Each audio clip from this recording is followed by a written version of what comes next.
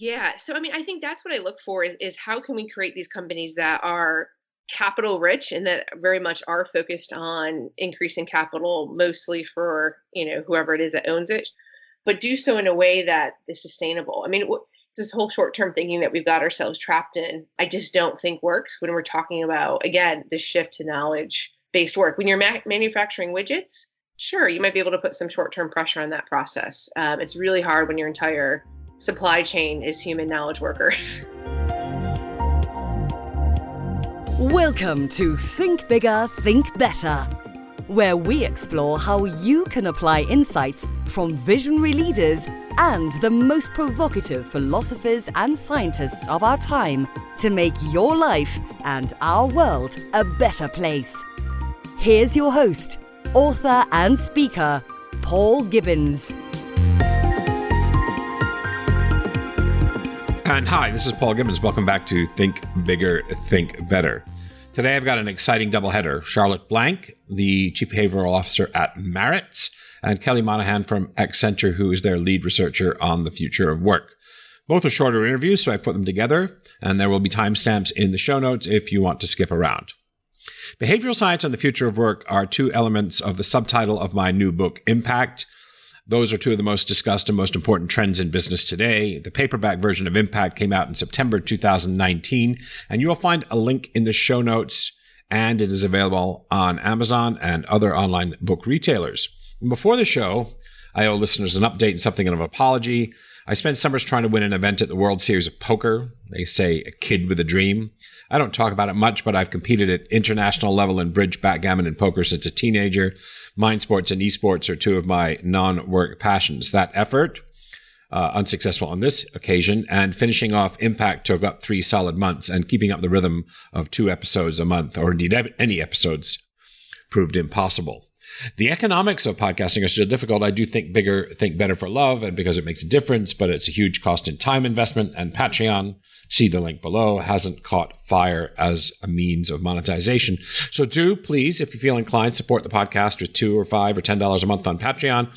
Do check out my new book, Impact, 21st Century Change Management, Behavioral Science, Digital Transformation, and the Future of Work. I'm giving a couple of big conference talks in Vail on October 23rd, a 12-minute TED-style talk at an event called the Global Solutions Forum. And then I'm appearing as a panelist at the same on the ethics of AI, and I'm also running a session on climate change and business. Then, shortly after that, I'm off to Chicago on October 29th. I'm kicking off the keynote address at the Association of Change Management Practitioners. The title of my talk is Humanizing Change in the Fourth Industrial Revolution. So if you're in Chicago or you fancy a trip to beautiful Vail, come check me out. Links to both of those events are in the show notes. Oh, and there are other ways you might help. Amazon reviews make a huge difference to books. I think I got half a dozen. I need 3 to 5 times that. It improves the ranking of the book in search. And for the podcast, liking and reviewing the podcast on iTunes or elsewhere takes seconds and is also very helpful for search. And now, on with the show. Charlotte Blank is Chief Behavioral Officer at Maritz. She's an expert and sought-after conference speaker on everything from incentive programs to consumer psychology. With an MBA from Harvard and a background in psychology and neuroscience, she has a dream job at Maritz, helping make those ideas commercially relevant. And next, after Charlotte, we have a repeat performance. We have Kelly Monahan, who is back with me to talk about the future of work. So, with that, let's get on with the show, and with my first guest for this episode, Charlotte Blank from Maritz. Charlotte, welcome to Think Bigger, Think Better. Thanks for having me. Looking forward to our conversation today. So where do you find yourself right now? You're in St. Louis, where Maritz finds their head office. Is that correct? That's exactly right. I'm here at the headquarters in St. Louis, Missouri. That's cool. I always start with something embarrassing. You know, I'm going to share in the show notes your resume and all of that kind of stuff. Maybe I'll ask you to say a few words about that. But what's one thing, that might not be on your resume that's a little quirky or unusual, about you that people will find surprising? A fun fact, I'd say a fun fact is I grew up playing handbells. I was in a handbell choir and we were actually pretty good. And I can say that I toured the world as a teenager playing in a handbell choir and got to go to China, Japan, and England and Scotland before college. So that was something I'm proud of that I rarely have a chance to share in front of like nerded audiences. That is amazing. You know, you're my first handbell pro. I am not surprised at all to hear that. Gosh, I want to ask you so many questions about that, but I'm not sure my listeners like how you got into it and everything like that. And tell us a little about your background. How did you become a chief behavioral officer? I have always been obsessed with psychology, just interested in what makes people tick. And especially as that relates to applications, I guess applied behavioral psychology is something I've always been really, really interested in, like as long as I can remember. That I went into college kind of thinking I'd major in psychology, ended up studying neuroscience and behavioral biology at Emory, which was a really fascinating sort of interdisciplinary look at behavior, and went from there into a career in marketing and advertising, thinking that that was pretty much the closest you could get to applied psych in the marketplace, and did get to work on some really cool things at some big companies like Turner Broadcasting and General Motors. So really kind of was on this marketing track. I added an MBA to that experience, so I can kind of bring together the two worlds of scientific theory and business leadership. But really, Merritt's was sort of a gift from the universe. Merritt's reached out, and we're GM and Merritt's have long been partners, and we started talking. And Merritt's really is a company that's completely founded on behavioral science, and has been. We're a 125-year-old company, and have been making decisions based on science for a long time, and just kind of using different terminology for it. But it's a really great home for me and my interests of merging the science with the practice. So I came to the company to take over a group called the Merritt's Institute, which Steve Merritt's, our chairman, set up back in 2009, which to his credit, I think really says a lot about his interest in psychology. He was a psych major at Princeton many years ago. And, the company really, he has this belief that our Merritt's form of innovation is based in a better understanding of psychology. So he set up the Merritt's Institute back in 2009, which was basically like a school, like an internal education program. And so I came in 3 years ago, which was roughly, I think it was 2016 and maybe 2015, and basically evolved that work from a little less of a focus on education and a lot more focus on experimentation, so that we've been producing new insights and publishing those findings and working with scientists, professors, researchers at academic institutions who can help us design rigorous analyses and experiments. So as we've become much more of an applied behavioral science practice, the title, I guess, sort of evolved from that. It was important to Merritt's to demonstrate to the world that this is something that's so core to the value we provide and core to sort of our purpose that, of course, we would have someone with the title Chief Behavioral Officer, sort of a market signal, but also a reminder, to us in the company that behavioral science is really central to everything we do. That's excellent. And tell me this, for listeners who aren't familiar with Merritt's, could you give us the 411 on what Merritt's is about, what its mission is, what it offers to the world, so forth? Do you mind doing that? Happy to. Yeah, Merritt's is a really interesting company, and I'd be surprised if your listeners had heard the name Merritt's, but they've almost certainly, each and every one of them, been a participant in a program we run. So Merritt's is, very broadly speaking, a people and performance company. Our signature statement is the science and art of people and potential. We work for about 75-ish of the Fortune 100, so very large clients of all industries. And what we do for them depends on their needs, but basically we apply behaviorally informed approaches to motivate discretionary effort and performance of their stakeholders. So I realize that's a lot of jargon, but I'm trying to capture sort of the breadth of what we do, which is really quite broad. But Merritt's started way back 125 years ago, actually as a jewelry company. So Edward Merritt's was selling jewelry to consumers.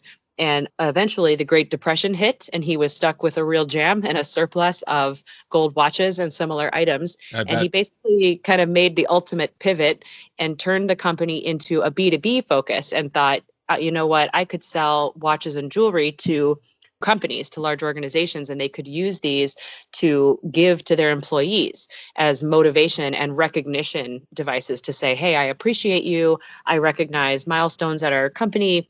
I'm rewarding you for performance. So out of that was sort of born this now mega industry of incentive recognition and reward. So a fun fact about Merits that I think really kind of paints a picture of what we're about is, if you've ever heard of the concept of giving someone a gold watch for retirement, which is now such an icon, of the space of recognizing milestones. Well, that was actually invented by Edward Merits. We were the people who came up with the gold watch for retirement. So that kind of thing has been out there for now what seems like forever, right? And has evolved and grown from there, from a straightforward, watch for service to much more scientifically founded and nuanced programs. But they all have something to do with helping get kind of more effort and performance out of your sales force, recognizing your employees in a way that builds the values of your corporate culture, or on the other side, understanding and building loyalty of your customers. So we have a large Merit CX is our market research business. We have also a large consumer loyalty practice. So anytime you're earning points or status on a hotel, airline, credit card, Merits could very likely be powering that program. So as I said, it's really quite broad, but we really have a tremendous amount of history, heritage, institutional knowledge, and real scientific knowledge about what motivates people in the workplace and as consumers.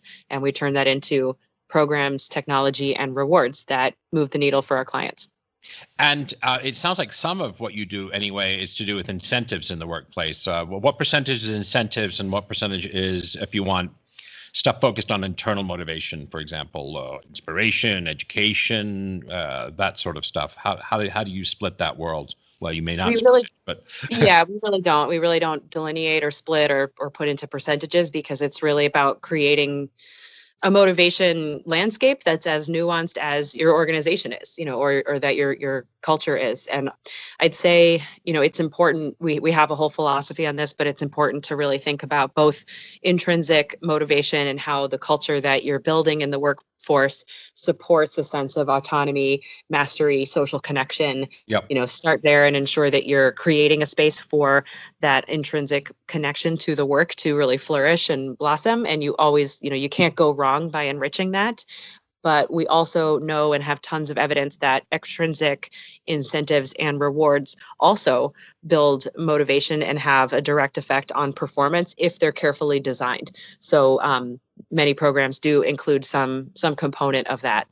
I would also add that a huge portion of our business is in the automotive space and other industries who sell through distribution partners like dealerships or wholesalers. So they're in this kind of unique situation where the manufacturer does not directly own or control the distribution channel, but they can influence them through oftentimes large-scale incentive platforms and programs. That would be kind of a core area of expertise that Merits has, and we've been really long-standing partners of many of the automotive OEMs in particular. So where you can't, if you're an OEM and you can't necessarily get in there and manage the culture of each dealership and have as much influence on intrinsic motivation as you might like to, there's a lot you can do with carefully designed cash or point-based incentive programs, or with trips. We also have Merits Global Events is one of the largest provider of incentive travel and top performer travel experiences, which can really be kind of lifetime memorable moments that also contribute to intrinsic motivation in the long run. That's really interesting. And what percentage did you say you were in the auto industry? You were auto industry focused? I'm sure I didn't name a percentage, but it's a substantial one. Okay. All right then. And what about orthodoxy in organizational behavior? I mean, any bald statement about this is going to be an error. But one piece of orthodoxy is that pay is a hygiene factor. Beyond a certain level of pay contribution, high pay is no longer a motivator. That's been sort of orthodoxy since the 70s. But you have an approach to incentives which goes beyond that. So I'd love to hear more about that. Yeah, I think there's kind of two parts to that question. One, I do think that that's largely true, that we tend to overemphasize and overweight what we think the role of pay is, especially like just salary and compensation.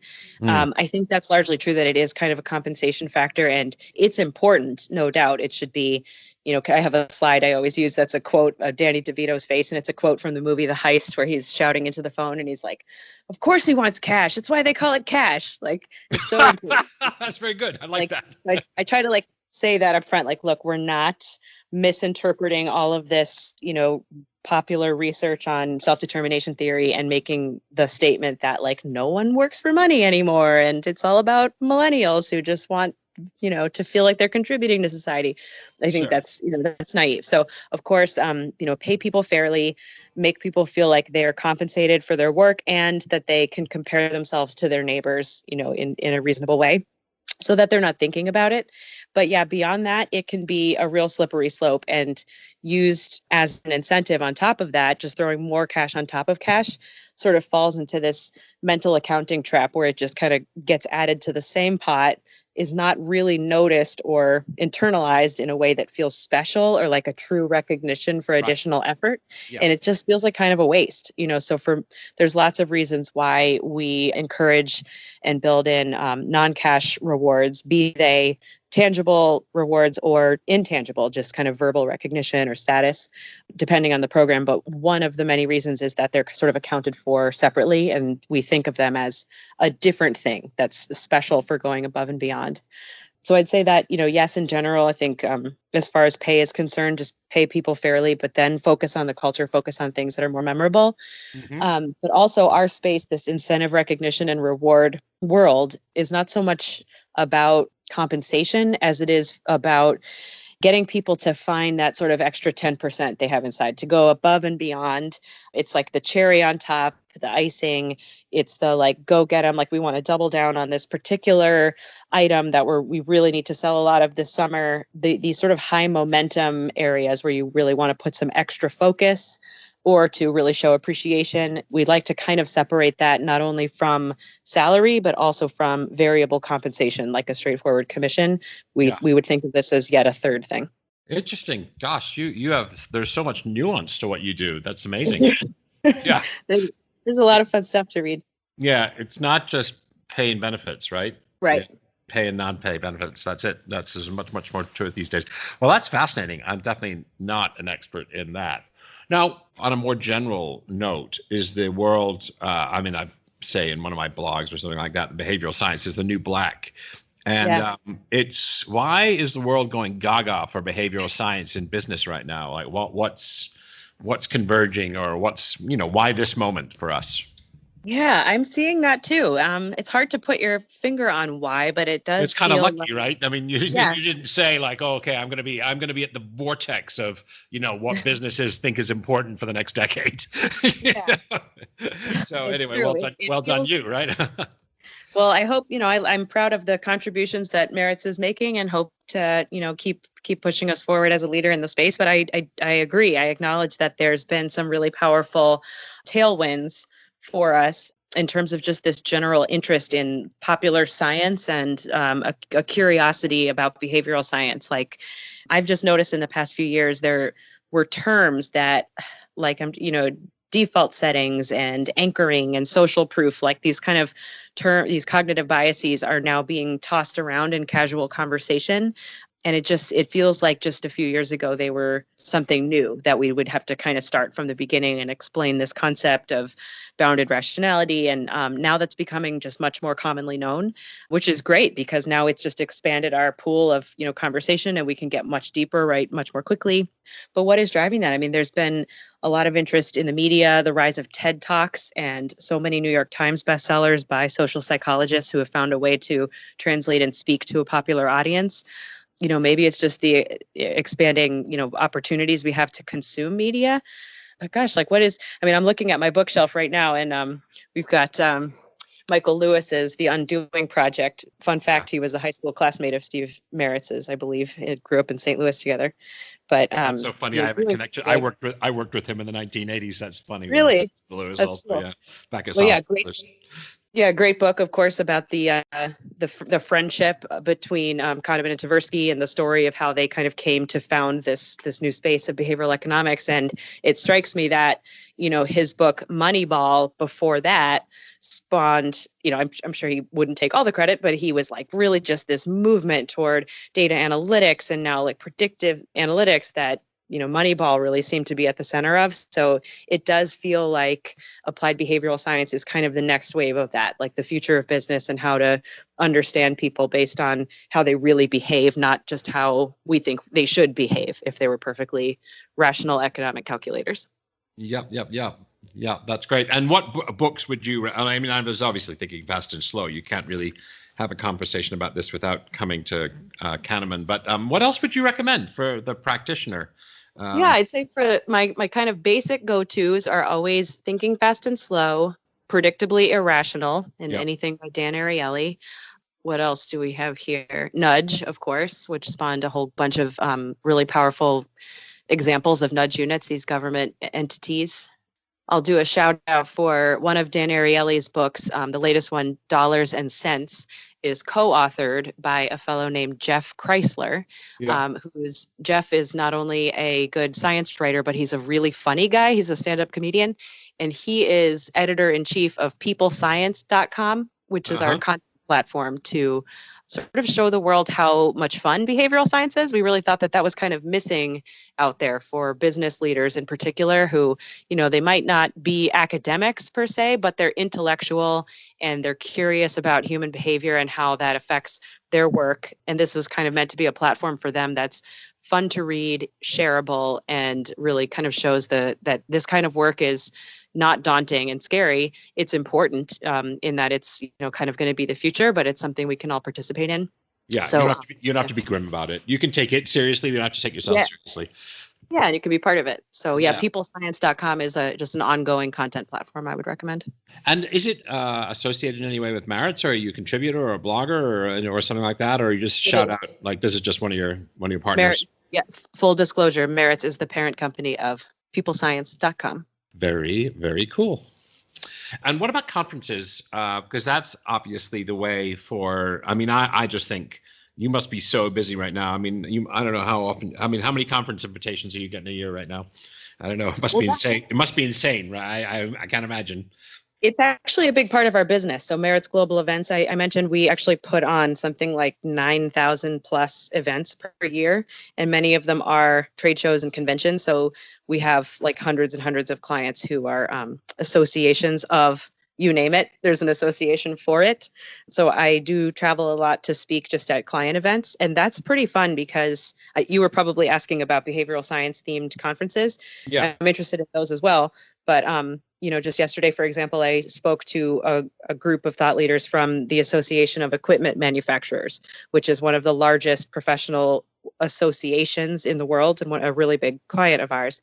So this is a group full of people who represent the Caterpillars, the John Deeres of the world, large equipment manufacturers, and they're hosting really innovative thought leadership conferences of their own and inviting people like me and of all different backgrounds to speak, and are just as interested in behavioral science as, the whatever behavioral science conference you had, kind of top of mind. So that's something that's really cool about this space is it's literally applicable to anything, because whether you're concerned about people in your business, in your organization, your customers, you would be interested in what's kind of driving their thinking and their decisions. Yeah, so I do speak a lot just at any kind of conference.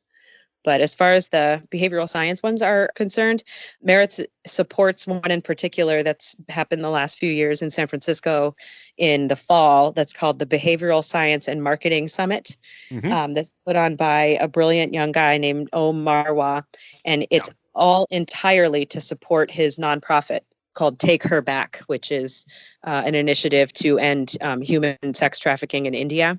So Merritt's partners with him to put on that event because it happens to be our sort of main corporate philanthropy mission as well, given that we're a big player in the travel industry. Unfortunately, that can be sort of implicit in the human trafficking world. So we try to do a big part in educating and, encouraging our partners to sign pledges and be part of this movement to fight human trafficking. So that was a really nice marriage, I think, between us and the Behavioral Science and Marketing Summit.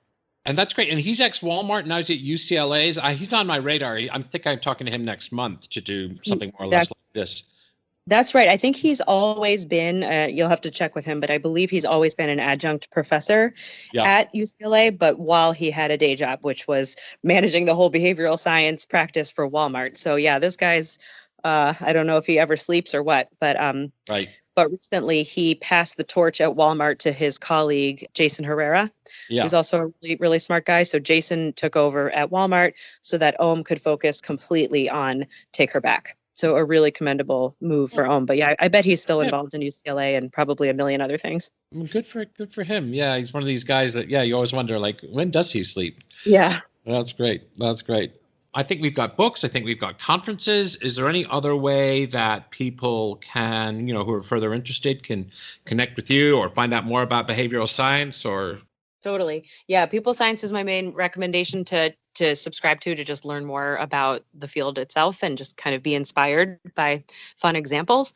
If you're serious and curious about experimentation, though, and that's really what my role is for the company, is to work with not only Merit's clients, it could be just interested partner organizations who want to try running experiments with their own programs to better understand and optimize them. They can work with us too. So I'm always eager to have conversations about that and our academic network of researchers. So we have the Merits Field Research Collaborative, which is the program by which we connect with some of the brightest scholars in the field of behavioral economics and social psychology. They're at universities around the world, and they're also looking to partner with us to evolve their work from the lab into the real world and see if these findings hold when you apply them to a larger scale program with more consequences, real commissions at stake. So we've been running some pretty cool experiments and are happy to do this all in a partnership, for publishable insights.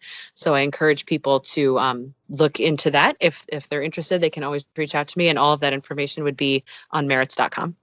Oh, wow. That's amazing. So let me ask this. It sounds like you're an internal center of excellence. So you're the place where you're gathering, all of the great academic insights and all the expert practitioners from around the world. And they you kind of bring all that together to provide insights to the business. But you're also a profit center, it sounds like. You have a business advisory role as well from where you sit. I know Merit does a lot of that, but you also a profit center, behavioral science, sort of consultancy. It's a disgusting word, but. No, I wouldn't say that, because we don't decouple the behavioral science from the very core of everything Merits does. So if you were to work with Merits on a program, be it, a dealership incentive program or an annual employee meeting or a hotel loyalty program, that program would undoubtedly include, science in the base layer, because we're kind of working internally behind the scenes to ensure that that's the case, and educating employees and bringing in academic partners and the like. So any kind of business you do with Merits is grounded in behavioral science. But my group as the sort of research center is always interested in learning and publishing learnings any way that we can. So we don't limit that to clients. So we could also, talk about doing a pure research partnership if that was of interest to someone looking to publish the findings. Well, it sounds like you don't sleep all that much either. So with what's going on, if you don't mind me saying, it sounds like you're pretty busy. Busy in a good way. Stuff I love. Understand. No, I can tell by your by the passion and the way you describe these things that this isn't a sort of have to. This is a get to job. That's right. Yeah. Thank you. Makes Very sense. lucky. Well, that's great. Well, I want to thank you so much. I mean, I found this enlightening, and I've been reading and writing about behavioral science for 5 years, so I've learned a lot, and I'm very grateful to you. And for listeners, check out Merits, check out Charlotte Blank, check out, is it peoplescience.com? That's right. Yeah, and thank you so much for making the time to be with us today. Thank you so much. Talk soon. If you'll permit me a 10-second commercial break, Think Bigger, Think Better survives only because of the goodwill and support of its Patreon subscribers. So if you're loving the show, head over to patreon.com, Paul Gibbons, and hit that Become a Patron button. For as little as $2 a month, you get extra content, free content, can listen into recordings, and get free books. So thank you very much for your support, and back to our show. Kelly, welcome to Think Bigger, Think Better. Thank you, Paul. It's so great to be back. Good to have you. So, the future of work. What on earth is that? It's funny. I was thinking about that very question, right? I knew this was going to come up. part of the problem is there's so much noise right now in the conversation. Everyone's talking about it in a slightly different manner. But here's the way that I think about it. Digital technologies, yes, have always been a part of the workforce. Our European colleagues are now calling this the fourth industrial revolution. However, the rate at which they're actually upending work for human workers has accelerated at a pace that we haven't seen before. Right. And so I think the future of work is trying to figure out how do we handle these human-machine collaborations that are entering almost every profession, every industry, every organization. And most importantly, I think we're at a crossroads where we really get the opportunity, the way that I see the future of work, is upending the traditional, industrial mindset and really creating a very innovative, human-oriented way to go about and do our work in a much more meaningful value add that we haven't necessarily had the luxury to do before these technologies came on the scene. But hang on a minute. That sounds paradoxical to me. So, like, we've got to have these workplaces that are technologized, right? Yes. How does that make them more? How do they become more human? Well, here's the way I see it. Is before we've built out all these organizations, and we even give out, MBAs all around business administration, routine, efficient. Some of my former colleagues used to laugh about, you're just pushing paper all day. What are you actually creating or doing? And so I think because of the technologies, especially artificial intelligence and robotic process automation, we're able to move and offload the administrative burden that I think the human workforce has been carrying for 40, 50 years, really since the second or third industrial revolution. And instead, we can get back to what value are we actually creating for our customers, for our organization, for society as a whole. Let's let the technology administer the work and let's actually get back to our roots and begin to create and innovate and become intellectually curious again in the workforce. Wow, that sounds amazing. It sounds utopic. We have to paint the utopian picture. We got to aim for. We need a new North Star. We need something to point at. That's right. Yeah. So that's interesting. So that strikes me as paradoxical because as workplaces become more roboticized or more machine learning, more AI, or whatever facet we're doing, you're saying that there's an opportunity for them to become more human. Like, wow. That is my main message, Paul. I think I'm fearful, as much as I'm painting a utopian picture, that there is a lot of technology entering the workforce and we're not asking the question, to what end? Should we be using this technology? To what degree? And to what benefit does it have for the human workforce and the human customer? And I think unless we start talking about the very human element, and it is ironic that, I think what's most in demand right now is how do we change our talent platforms and ways that we think about humans working with each other as well as with machinery and technology to do something good. So what are the elements? I'll cut to the chase. I read something you wrote. I don't know if this is still the way you think about things. There'll be changes to the workforce, the workplace, and to the nature of work. Is that still a framework that you're using to, organize your ideas around this? Yeah, because and this probably is coming a bit from my organizational behavior background and the way that we were taught to think about, I'll be curious, Paul, if you agree or disagree. But really looking at one, what does this mean from an individual perspective, at an individual worker level? That's obviously the easiest to measure and start thinking about. Mm-hmm. Second is thinking, so that would be, the actual work/workforce itself. But the second way that I'm starting to think about it is the more in that group and team model. How is that actually transforming the way that we think about talent as a team? And I think as talent moves off of organizations' campus, off of their balance sheets, and we truly become, I hate to use this word, but like an ecosystem of talent coming in and out of projects. What does that mean from just the organizational commitment, identity issue? How do we think through, Amy Edmondson uses the word teaming out of Harvard. So how do we think about it at that level? And then the last level is really, and this is one of the reasons why I joined Accenture, is they're looking at it from a broader societal perspective, which starts to get into some of those more philosophical questions. But how do we actually create sustainable business models? Not ones that are necessarily, which obviously agility is going to be part of it, but not necessarily the most digital, agile business model. Mm-hmm. So those are really the three levels I'm looking at today.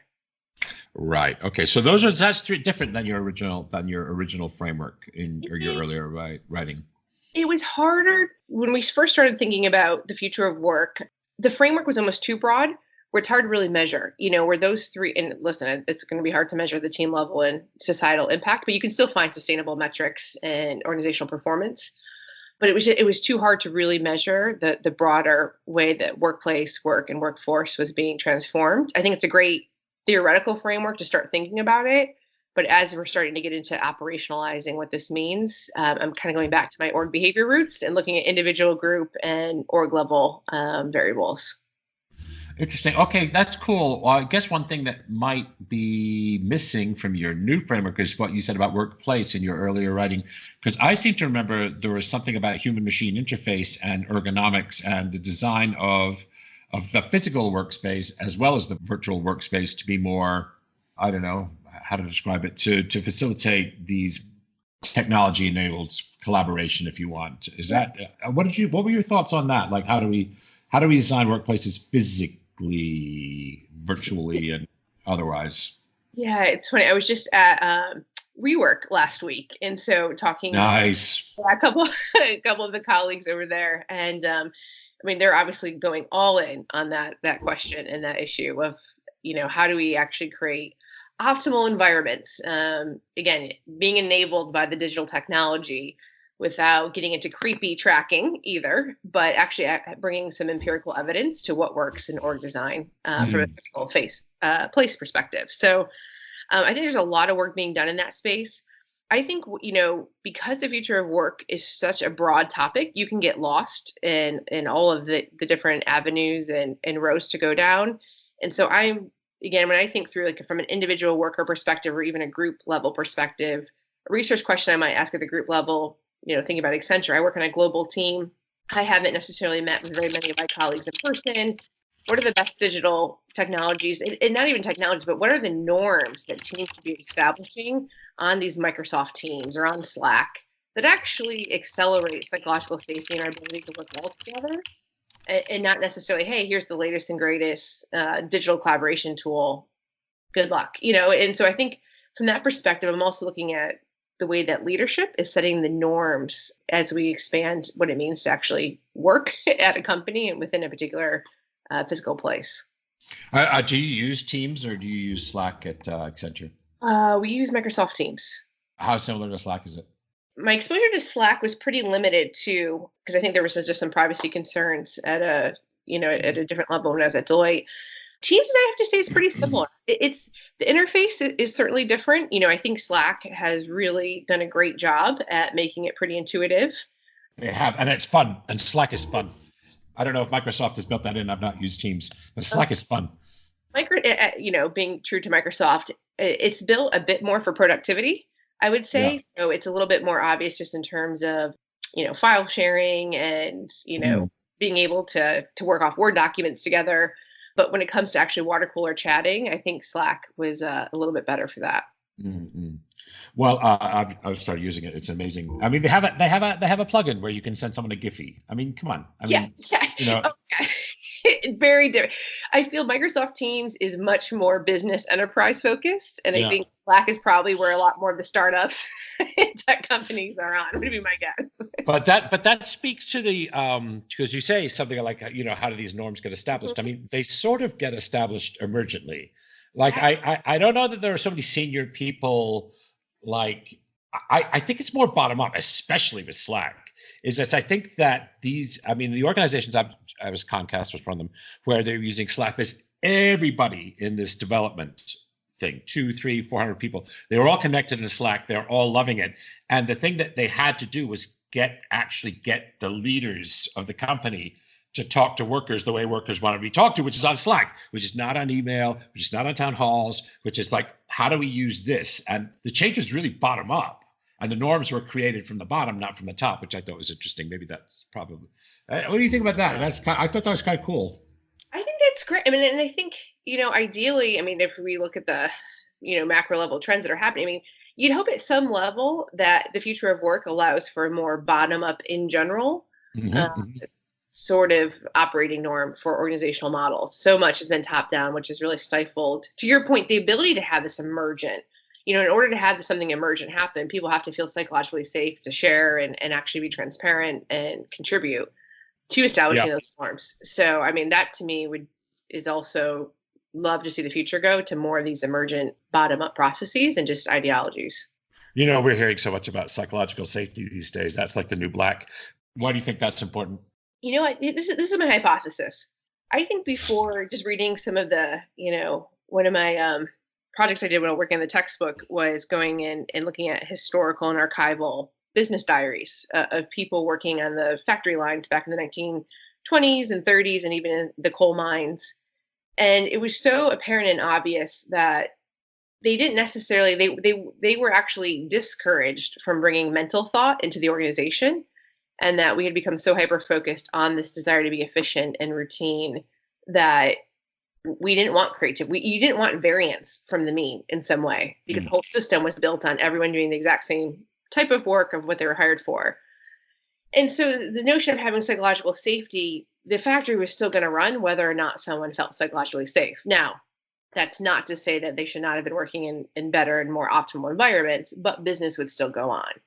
I think as most of the work, at least, in my professional services context, has transitioned to more of this knowledge-based, continuous learning, psychological safety is now the linchpin for me to and do a high-performing job. And so I think it's completely changed the game. And when we care so much now more about the way I feel and the way I think and whether or not I can actually bring myself to work, because I'm not working with my hands. It doesn't matter. It's all in my head. And with that comes a lot of emotion and messiness. Yeah. At a factory, they were hiring your hands. They didn't really, the thinking was an epiphenomenon. It was something that, these hands, they do some of that, but the less of it, the better.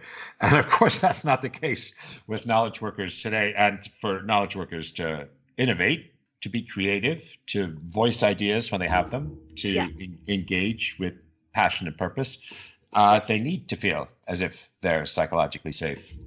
So anyway, it's a new thing, and we're talking about that in OB and OD right now. It's just something that we weren't talking about. I don't even know if we were talking about 18 months ago. Yeah, anyway, that's good. We were talking about climate. Climate is always something that people thought they confuse it with culture, but sort of climate has an element of psychological safety in it, some of the climate models. But anyway, let me, because I don't want to take up too much of your time here. Let me think, where can we go now? So we talked about the teaming level. Sustainable business models. Yes. Wow. That's the tough exam question. That's the extra credit. Yeah. How does that work? Well, I feel, this is where I feel pretty strongly is where we need to change our underlying assumptions around the purpose of business and really what is the role of industry in general to a larger society. You're going to get all socialists on me. I'm not going to be happy. Oh no, we can debate away. I don't have. This is the problem. We need a new terminology or new language around. No, I know. We sure do. Yeah. Yeah. How do you have it? So, maybe it's stakeholder theory where you just have multiple stakeholders that you consider as part of your success metrics. There's actually some great work coming out of Mars Incorporated. I don't know if we talked about this last time. And they partnered with the Oxford Business School. It's called Heal Business to Heal the World, creating additional metrics for business success that are longer term focused. Again, are we making people better who are coming through our organizations? Is there a way that we can start to measure that? How about social capital, the way that we're actually, from a relational perspective with our vendors, with our customers, how is that, that's a big ask. I'll tell you why it's a big ask, because if we want organizations to be more human-centric, organizations use capital and people, right? Yes. That's a Marxist idea, but that's true in its essence before. And we have a system which is enshrined legally and culturally in the fact that capital has preference over workers, that the owners of capital have more say in the direction of the company, they have more say in how the company's run. And there have been people, there's a great book by Marjorie Kelly called The Divine Right of Capital, is like, why would capital have preference over labor? And it may be true. See, this is the interesting thing as we come into this kind of like 21st century, the utopia that we were talking about, is when you're hiring people's hands as labor, then capital is pretty important. But as you start to use things that are higher cognitive faculties of people, as you want more heads and hearts engaged in the business, then labor becomes, our humans our greatest asset. So is that going to sort of redress this imbalance in power that we have between capital and labor thing. But it is enshrined in law. I mean, it's enshrined in company law in the US and the UK or something like that, the rights of various things. So the revolution that you and I are talking about, sustainable business models and a sort of an upending of the importance of labor in organizations or something like that, are something that might take a while. And I think we need more examples. So like the company I study a lot is Mars Incorporated. They're private, so they're not really tied to the same shareholder. They don't have to worry about what the guys on Wall Street think. No, but who's really making some headroads is Unilever. I mean, they've stopped the quarterly earning calls. The CEO has gone all in on sustainable metrics as opposed to just shareholder wealth metrics. And I mean, so far, he's the bomb. Yeah, and he almost got taken over by Warren Buffett. Yeah, no, their goal, Unilever. I did some work for Unilever like 5 years ago, and their goal was, I designed a big management development program for them. Their big goal was double revenue and halve their environmental footprint. Yes. Double revenue and halve their environmental footprint. And like, who says that? Who says that? And this is, for American listeners, that's Procter & Gamble, right? So they're a big ass company over there. Yep. So that guy's awesome. Paul Pullman. He's the best. Yeah. So, I mean, I think that's what I look for is how can we create these companies that are capital rich and that very much are focused on increasing capital, mostly for, whoever it is that owns it, for their shareholders or private investors, but do so in a way that is sustainable. I mean, because it's just this whole short-term thinking that we've got ourselves trapped in. I just don't think works when we're talking about, again, the shift to knowledge-based work. When you're manufacturing widgets, sure, you might be able to put some short-term pressure on that process. It's really hard when your entire supply chain is human knowledge workers. It is. So what are the forces? So if I think the legal structures of corporations are conservative, Wall Street is conservative, right? Wall Street's only interested in things like engagement or the human experience at work insofar as it drives quarterly revenue, right? Correct. So it's a means to an end. You probably studied some philosophy back in the day. Something like Kant said, never use people as a means to an end. Treat them as ends in themselves. So, we have a system which treats people as means to an end, the end of which is profit and wealth, and humans are the means by which we achieve that, which to my thinking is ass backwards. Why would you design a world that way? But anyway, that's the way the world is designed right now. Yes, it is. And, I think it's going to take new stories, new narratives, and new underlying assumptions that the dignity of human labor is kind of the ends of work. And, I strongly think shareholder returns are, oftentimes a means to that, but they are not the end. And I think that's why we've seen in general, the companies that have lost in the S&P 500 and so forth have been declining at a rapid pace. The ability for a company to really even be publicly traded has been waning. And so I think it's just time for a different model. We keep what's working, it doesn't have to upend the entire thing, but figure out what is working and then how do we make it better? And I don't know, Paul, it's what I'm going to spend the next 15, 20 years working towards. So. Yeah. Well, it's a noble thing to attempt, we don't ever know, whether we'll achieve our noblest ends. I guess that's part of their nobility is the fact that we don't know. They don't come with a sort of an ironclad certainty that we'll be able to achieve what we're doing. But, we fight the good fight, right? We do. I want to thank you, and let's drop each other an email a little bit. Thanks for being on the show once again. It's always a pleasure. And now, if you'll permit me a few remarks in clothing. For the next few months, I'm promoting Impact and doing a bunch of consulting and speaking, and I'm pondering my next book project, which I'll start writing in November, December 2019. I'm not sure. My passion is definitely to write the next Capitalism 3.0 type book, a tour of today's business ethics issues, privacy, AI, drug pricing, the future of work, humanizing business and change, and so forth. That right now, that's the number one contender. There are other contenders, such as a book on life hacking would be a possibility. And the third volume of Leading Change in the Digital Age is another possibility. So I'll be mulling that over. It's a big decision. So I'm going to commit to doing that for 7 months, 8 months straight. So, I sort of want to think about it a little bit before I do it. I'll let you know probably the next time I do an episode of Think Bigger, Think Better. And in closing, I often close with a tour of pop culture and what I'm following in music. I'm following Travis Scott and Tyga. I'm reading Max Tegmark's Life 3.0 and A History of London by Peter Ackroyd. And I'm trying to get through James Joyce's Ulysses for the fourth time. It's amazing to me that something I love so much when I read it is so hard to pick up. It is a very difficult book. In the TV world, I've just finished season 3 of The Tunnel, an amazing Anglo-French drama. Money Heist, a Spanish show, was again, I think, one of the best shows of 2019. It was extraordinarily fun, and as is season 3 of Goliath on Amazon. So those are my 3 just finished amazing shows for 2019. And on the podcast front, I'm mostly listening these days to Sam Harris and Hardcore History. Both are amazing. Both are best in class.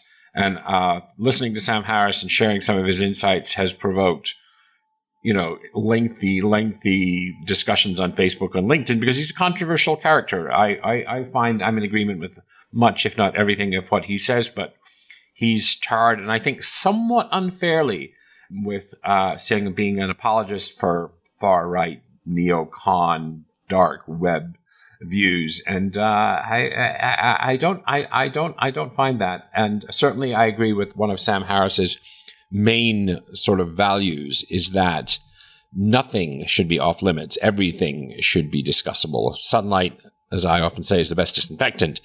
And he's willing to bring on his show controversial guests, even when he disagrees with them vehemently himself, for the purpose of, having rational and reasoned discussions about issues that matter. So I'm enjoying Sam Harris, and Hardcore History is something that I just wish I wouldn't. I hated history in high school, and if I had something, my teachers were at all as engaging as the dude, I think his name is Carlin, on Hardcore History, that wouldn't have been the case. So that's all for now. Thanks for listening, and I will see you next time.